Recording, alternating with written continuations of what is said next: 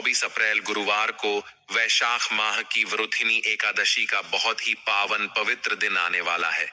ऐसे में तुलसी की मंजरी और तुलसी के पत्तों वाला उपाय इस दिन कैसे करना होता है और इस उपाय से क्या लाभ प्राप्त होता है, हम आपको आज भक्तों वैशाख महीने में अगर आपने एकादशी के दिन तुलसी के मंजरी और तुलसी के पत्तों वाला उपाय नहीं किया तो कुछ नहीं किया, क्योंकि वैशाख महीने में सभी मनोकामनाओं को पूर्ण करने वाली और धन की देवी मां लक्ष्मी की कृपा दिलाने वाली एकादशी के दिन अगर कोई व्यक्ति भूल से भी मंजरी यानी कि तुलसी की मंजरी और तुलसी के पत्तों का यह उपाय करता है, उसकी जन्म जन्मांतर की गरीबी दूर हो जाती है।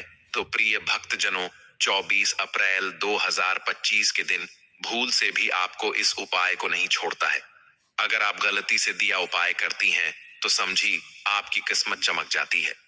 प्रिया भक्तजनों, आज के वीडियो में हम आपको बताने वाले हैं 24 अप्रैल 2025 के दिन एकादशी व्रत कैसे रखना है और तुलसी की मंजरी वाला उपाय कैसे करना है।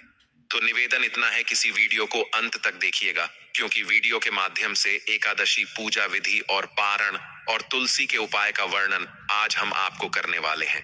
अंत तक आप इस वीडियो में डटे रहिए। और भक्तों, तुलसी माता की मंजरी आपके जीवन में धन, सुख और समृद्धि का द्वार खोल सकती है। जब तुलसी माता के पौधे पर मंजरी आने लगती है तो इसे घर के लिए शुभ संकेत माना जाता है। इसका अर्थ है कि लक्ष्मी मां आप पर अपनी विशेष कृपा बरसाने वाली है। आज हम आपको तुलसी माता की मंजरी के कुछ अनमोल उपाय बताएंगे जो आपके जीवन को सकारात्मक ऊर्जा से भर दे। केवल लक्ष्मी मां की कृपा प्राप्त करेंगे, बल्कि भगवान श्री हरि विष्णु का आशीर्वाद भी आपके साथ होगा। में अभी तक यह पवित्र पौधा नहीं है तो आज ही इसे अपने आंगन या बालकनी में लगाएं। हिंदू धर्म में तुलसी को सबसे पवित्र पौधों में से एक माना गया है। ऐसा कहा जाता है 24 अप्रैल गुरुवार को वैशाख माह की वृथिनी एकादशी का बहुत ही पावन पवित्र दिन आने वाला है। ऐसे में तुलसी की मंजरी और तुलसी के पत्तों वाला उपाय इस दिन कैसे करना होता है और इस उपाय से क्या लाभ प्राप्त होता है। वैशाख महीने में अगर आपने एकादशी के दिन तुलसी के मंजरी और तुलसी के पत्तों वाला उपाय नहीं किया तो कुछ नहीं किया, क्योंकि वैशाख महीने में सभी मनोकामनाओं को पूर्ण करने वाली और धन की देवी मां लक्ष्मी की कृपा दिलाने वाली एकादशी के दिन अगर कोई व्यक्ति भूल से भी मंजरी यानी कि तुलसी की मंजरी और तुलसी के पत्तों का यह उपाय करता है, उसकी जन्म जन्मांतर की गरीबी दूर हो जाती है। तो प्रिय भक्तजनों, 24 अप्रैल 2025 के दिन भूल से भी आपको इस उपाय को नहीं छोड़ता है। अगर आप गलती से दिया उपाय करती हैं तो समझी आपकी किस्मत चमक जाती है। प्रिया भक्तजनों, आज के वीडियो में हम आपको बताने वाले हैं 24 अप्रैल 2025 के दिन एकादशी व्रत कैसे रखना है और तुलसी की मंजरी वाला उपाय कैसे करना है। तो निवेदन इतना है, किसी वीडियो को अंत तक देखिएगा, क्योंकि वीडियो के माध्यम से एकादशी पूजा विधि और पारण और तुलसी के उपाय का वर्णन आज हम आपको करने वाले हैं। अंत तक आप इस वीडियो में डटे रहिए। और भक्तों, तुलसी माता की मंजरी आपके जीवन में धन, सुख और समृद्धि का द्वार खोल सकती है। जब तुलसी माता के पौधे पर मंजरी आने लगती है तो इसे घर के लिए शुभ संकेत माना जाता है। इसका अर्थ है कि लक्ष्मी मां आप पर अपनी विशेष कृपा बरसाने वाली है। आज हम आपको तुलसी माता की मंजरी के कुछ अनमोल उपाय बताएंगे जो आपके जीवन को सकारात्मक ऊर्जा से भर देंगे। इन उपायों से आप न केवल लक्ष्मी मां की कृपा प्राप्त करेंगे, बल्कि भगवान श्री हरि विष्णु का आशीर्वाद भी आपके साथ होगा। हर घर में तुलसी माता का पौधा होना बेहद जरूरी है। अगर आपके घर में अभी तक यह पवित्र पौधा नहीं है तो आज ही इसे अपने आंगन या बालकनी में लगाएं। हिंदू धर्म में तुलसी को सबसे पवित्र पौधों में से एक माना गया है। ऐसा कहा जाता है कि इस पौधे में स्वयं लक्ष्मी मां का वास होता है। तुलसी माता के पौधे की देखभाल और पूजा से आपके जीवन में सकारात्मक परिवर्तन आ सकते हैं। हर सुबह और शाम तुलसी माता की पूजा करें और दीपक जलाएं। तुलसी माता की मंजरी भी उतनी ही पवित्र मानी जाती है जितना यह पौधा। यदि आप तुलसी माता की मंजरी से जुड़े कुछ खास उपाय करते हैं तो आपके जीवन में धन से संबंधित सभी परेशानियां दूर हो सकती हैं।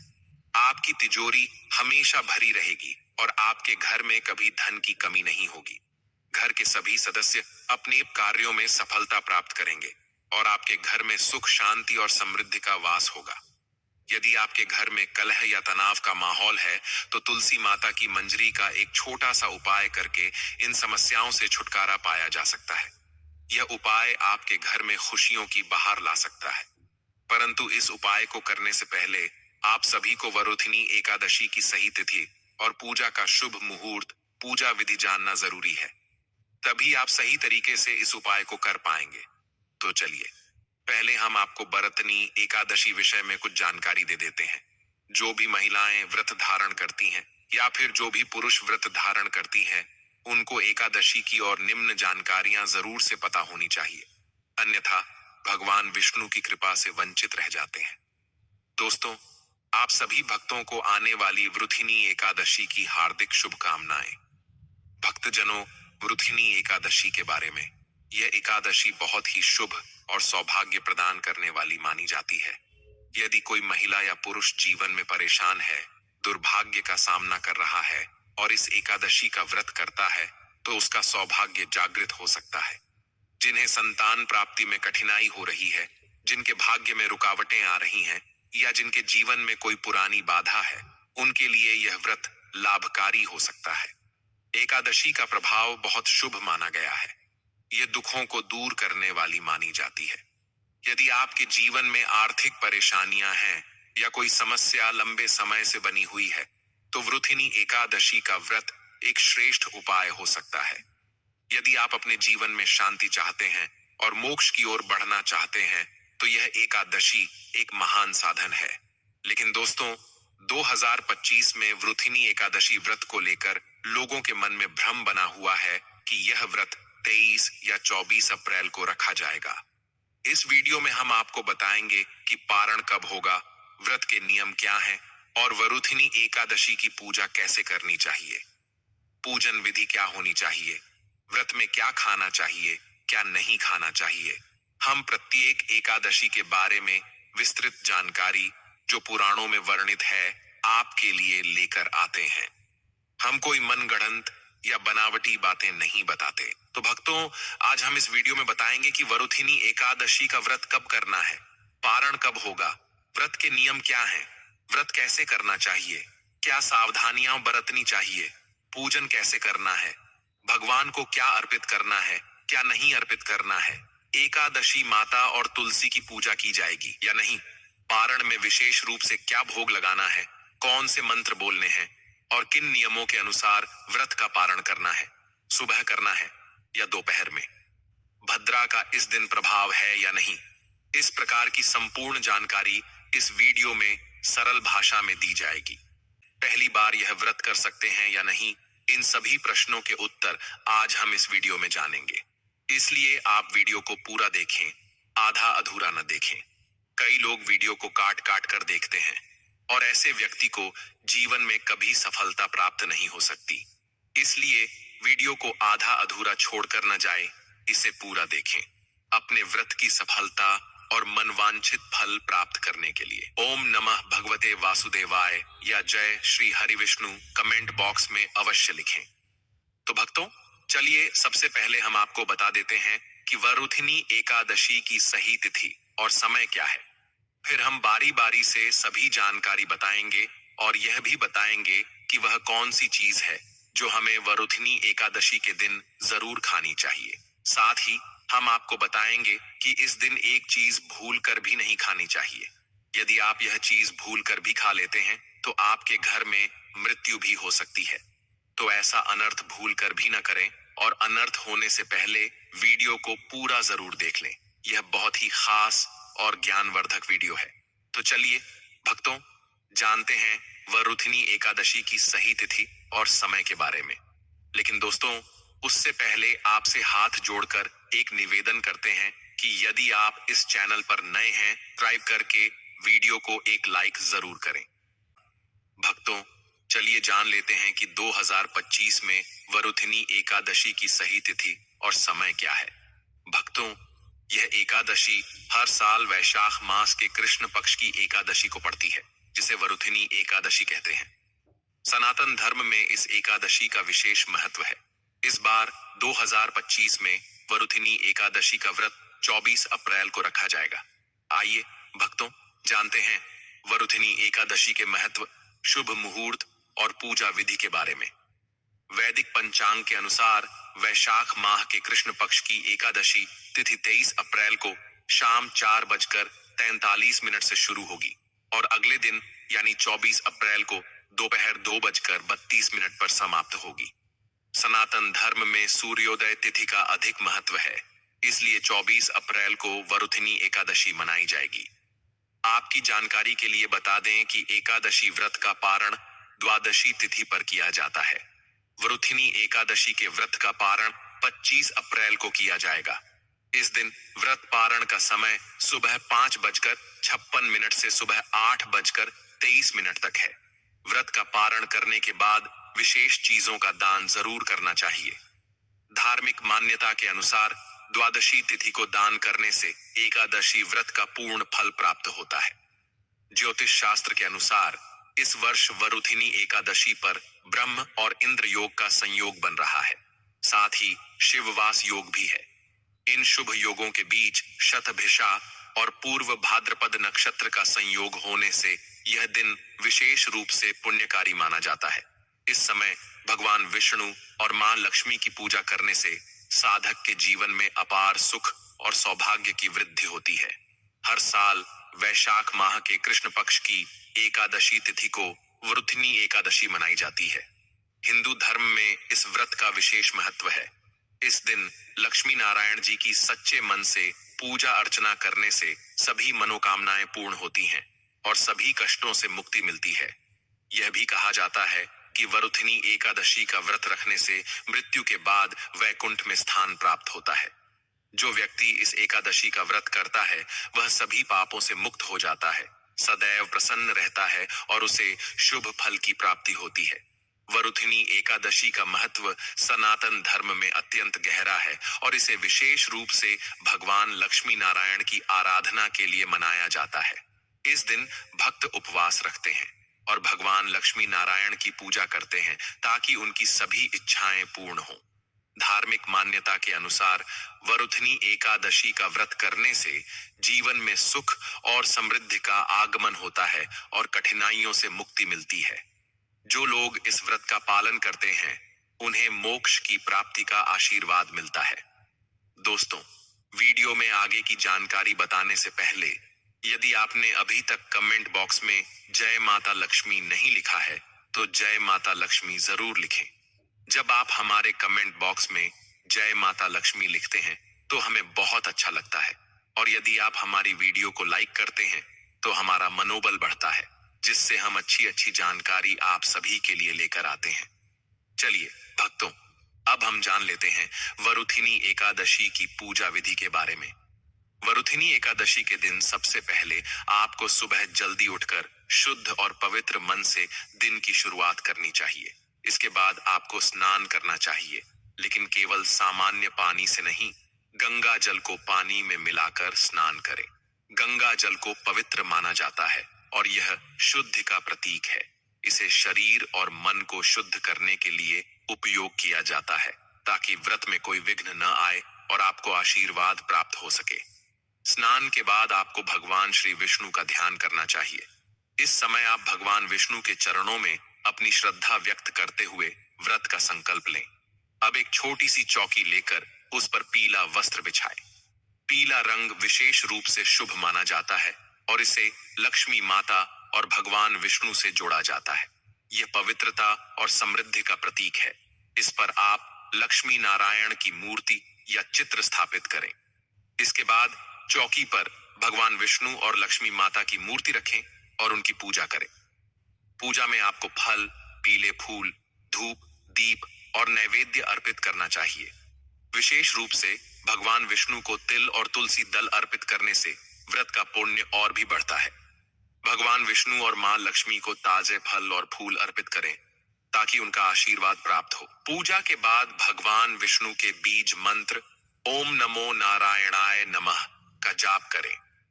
यह मंत्र भगवान विष्णु को समर्पित है और इससे मन को शांति मिलती है। इसके बाद विष्णु चालीसा और विष्णु सहस्त्र नाम का पाठ करें।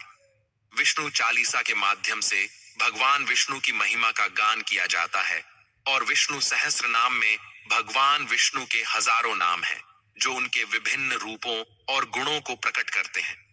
इनका पाठ करने से व्यक्ति के जीवन में सभी प्रकार के कष्ट दूर होते हैं और भगवान की कृपा प्राप्त होती है। अंत में आपको भगवान विष्णु और मां लक्ष्मी के साथ साथ सभी देवी देवताओं की आरती उतारनी चाहिए। आरती के समय दीप जलाकर और मंत्रों का उच्चारण करते हुए भगवान का ध्यान करें। इससे आपके घर में सकारात्मक ऊर्जा का संचार होता है और आप पूरे दिन की पूजा का पुण्य प्राप्त करते हैं। भक्तों, शाम के समय फिर से भगवान विष्णु की पूजा करें। इस समय भजन और कीर्तन करना विशेष रूप से लाभकारी होता है। भजन और कीर्तन करने से मन को शांति मिलती है और मानसिक रूप से संतुलन बनाए रखने में मदद मिलती है। वरुथिनी एकादशी के दिन आपको फलाहार व्रत रखना चाहिए। इसका मतलब है कि आप केवल फल, दूध और अन्य हल्के आहार ग्रहण करें। इस दिन आपको पूरी तरह से तामसिक या भारी भोजन से बचना चाहिए। व्रत के दौरान आपकी श्रद्धा और समर्पण की परीक्षा होती है, इसलिए इस दिन केवल स्वच्छ सात्विक भोजन करें। व्रत का पारण अगले दिन द्वादशी तिथि को करना चाहिए। पारण का मतलब है व्रत को समाप्त करना। इस दिन आपको उपवास रहकर व्रत की समाप्ति करनी होती है। पारण करने से पहले ब्राह्मणों को भोजन कराना और दान दक्षिणा देना विशेष रूप से महत्वपूर्ण है। यह दान न केवल पुण्य का कारण बनता है, बल्कि आपके जीवन में सुख और समृद्धि भी लाता है। भक्तों, पारण के बाद आपको ब्राह्मणों को भोजन कराना चाहिए और उन्हें दान देना चाहिए। ब्राह्मणों को भोजन कराने से पुण्य की प्राप्ति होती है। इसके साथ ही दान देने से आपके जीवन में समृद्धि का वास होता है। दान केवल भौतिक रूप में नहीं, बल्कि मानसिक शांति और आंतरिक संतोष का भी कारण बनता है। वृथिनी एकादशी का व्रत संपूर्ण श्रद्धा, भक्ति और समर्पण के साथ करना चाहिए। यह व्रत न केवल धार्मिक दृष्टि से, बल्कि मानसिक और शारीरिक दृष्टि से भी लाभकारी है। इस व्रत को करने से भगवान विष्णु की विशेष कृपा प्राप्त होती है और जीवन में समृद्धि, शांति और सुख की प्राप्ति होती है। साथ ही इस व्रत से पापों से मुक्ति और आत्मा की शुद्धि होती है। आखिरकार, इस व्रत के दौरान आप जितनी श्रद्धा और भक्ति से पूजा करेंगे, उतने ही सकारात्मक परिणाम प्राप्त होंगे। इस दिन के बाद आप अपने जीवन में सकारात्मक ऊर्जा महसूस करेंगे और आपका मनोबल भी बढ़ेगा। इसके बाद भक्तों, भगवान विष्णु का पंचामृत से अभिषेक करें, जिसमें दूध, दही, शहद, घी और चीनी मिलाकर भगवान की पूजा की जाती है। यह अभिषेक भगवान विष्णु को प्रसन्न करने के लिए किया जाता है। तो चलिए जानते हैं कि वरुथिनी एकादशी के दिन हमें क्या नहीं करना चाहिए। भक्तों, वरुथिनी एकादशी के दिन सबसे पहली बात जो हमें ध्यान रखनी चाहिए, वह यह है कि इस दिन चावल का सेवन नहीं करना चाहिए। चावल की उत्पत्ति धार्मिक मान्यताओं के अनुसार भगवान विष्णु के रोम से मानी जाती है, इसलिए इस दिन चावल खाना वर्जित है। यदि आप एकादशी का व्रत रख रहे हैं, तो चावल को भूलकर भी न खाएं, क्योंकि यह आपके व्रत के पुण्य को प्रभावित कर सकता है। दूसरी बात, बाल और नाखून काटने से बचें। भक्तों, एकादशी के दिन बाल और नाखून काटने से भी बचना चाहिए। यह एक प्रकार की पवित्रता और आत्मनियंत्रण का प्रतीक है। एकादशी के दिन आत्मिक शुद्धता बनाए रखना महत्वपूर्ण है। यदि आप बाल या नाखून काटते हैं, तो यह व्रत की पवित्रता को प्रभावित कर सकता है। इसलिए इस दिन बाल और नाखून काटने से बचें और अपने शरीर को साफ तथा शुद्ध रखें। तीसरी बात, सुबह देर तक सोने से बचें। व्रती के लिए यह जरूरी है कि वह एकादशी के दिन सुबह देर तक न सोए। एकादशी के दिन भगवान विष्णु की पूजा और ध्यान करना होता है, जो सुबह के समय विशेष रूप से फलदायक होता है। यदि आप इस दिन देर तक सोते हैं, तो इसका असर आपके व्रत पर पड़ सकता है। सुबह जल्दी उठकर स्नान करें, पूजा में भाग लें और दिन भर अपनी ऊर्जा को सकारात्मक कार्यों में लगाएं। यह व्रत को सही तरीके से निभाने का एक महत्वपूर्ण हिस्सा है। पेड़ पौधों की पत्तियों और फूलों को तोड़ने से बचें। भक्तों, वरुथिनी एकादशी के दिन किसी भी पेड़ या पौधे की पत्तियों और फूलों को तोड़ने से बचना चाहिए। खासकर वरुथिनी एकादशी पर तुलसी की पत्तियों को तोड़ने से बचें। तुलसी की पत्तियां भगवान विष्णु को अर्पित की जाती हैं, लेकिन इस दिन इन्हें तोड़ने से बचें। यदि आपको तुलसी की पत्तियां चाहिए, तो एक दिन पहले ही इन्हें तोड़कर रख लें और फिर उन्हें भगवान विष्णु को अर्पित करें। यह नियम पवित्रता बनाए रखने के लिए है और इसका पालन करना जरूरी है। पांचवी बात, किसी से झगड़ा और झूठ बोलने से बचें। भक्तों, वरुथिनी एकादशी के दिन हमें किसी से भी झगड़ा करने से बचना चाहिए। इस दिन का महत्व पवित्रता और शांति में है, इसलिए किसी से विवाद या लड़ाई झगड़ा करना एकादशी के उद्देश्य के खिलाफ है। साथ ही इस दिन झूठ बोलने से भी बचें। सत्य बोलना और अच्छे आचार विचार रखना व्रत का महत्वपूर्ण हिस्सा है। जब हम इस दिन पवित्रता से रहते हैं और सकारात्मक विचारों में रहते हैं, तो भगवान विष्णु की कृपा प्राप्त होती है। छठी बात, बैंगन का सेवन भूलकर भी न करें। भक्तों, धार्मिक मान्यताओं के अनुसार इस दिन बैंगन का सेवन नहीं करना चाहिए।